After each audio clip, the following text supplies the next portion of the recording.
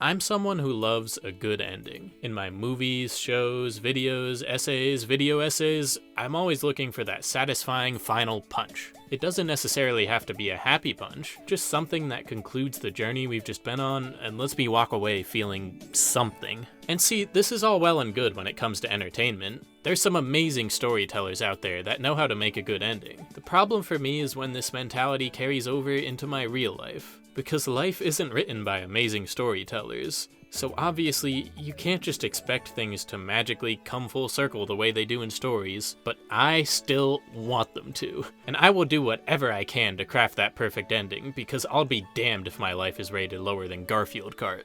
The thing is that life is filled with endings that are much more weird, complex, and abrupt than the ones depicted in media, so trying to tie each experience up in a neat little bow becomes an impossible task. And yet, that's the exact task I gave myself during the latest big ending in my life. Congratulations, class of 2022!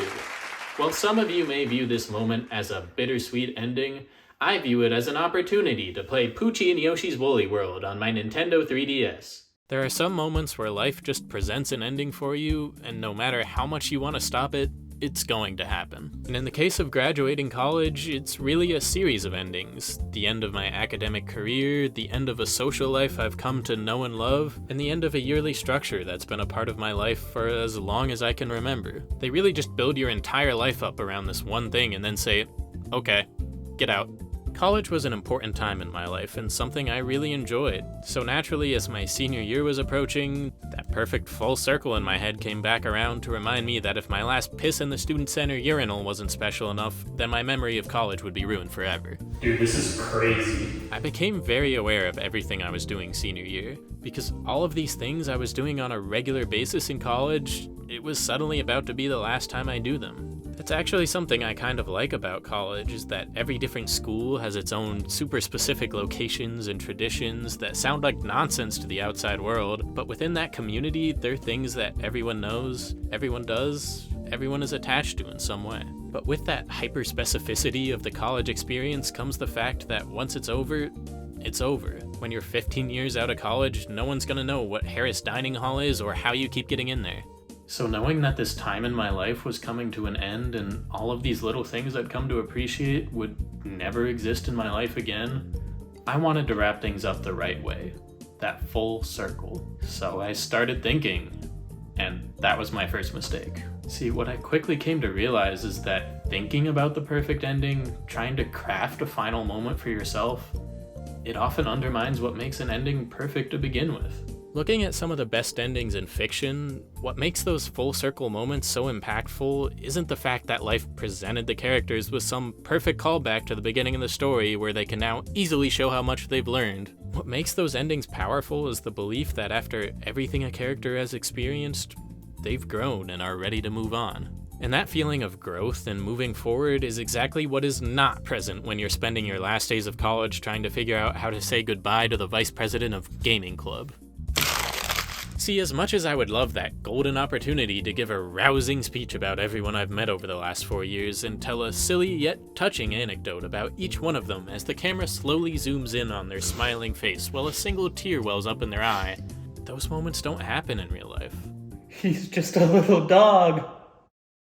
Sometimes there isn't a good thing to say, a good excuse to gather your friends together, and sometimes people just don't care about the ending as much as you do. As much as you might want it, you can't just force something to happen without it feeling exactly that. Forced.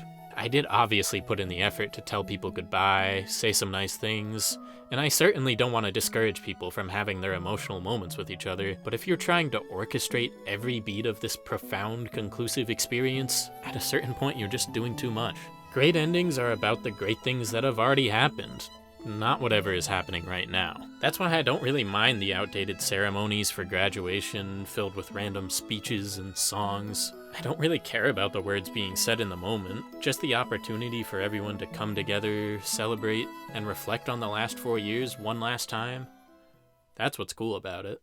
The biggest point I've come to realize is that spending all this time thinking about how to make an ending special just distracts you from actually enjoying the moment you're in. Honestly, there's some moments in my final year of college I wish I could have back already, because while I was obsessing over getting the full, conclusive experience out of everything, other people were just having the experience and having fun. Spending all this time in my head trying to make something meaningful stops me from just experiencing it, however meaningful or stupid it is.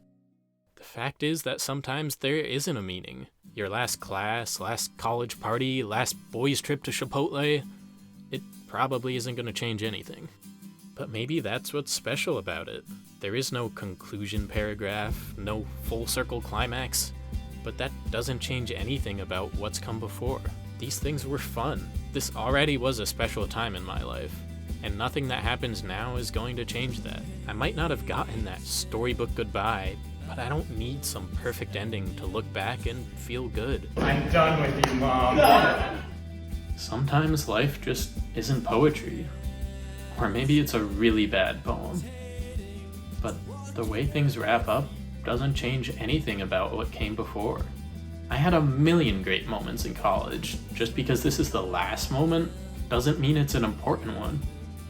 And it's comforting, in a sense, that you don't need a perfect ending for an experience to be perfect.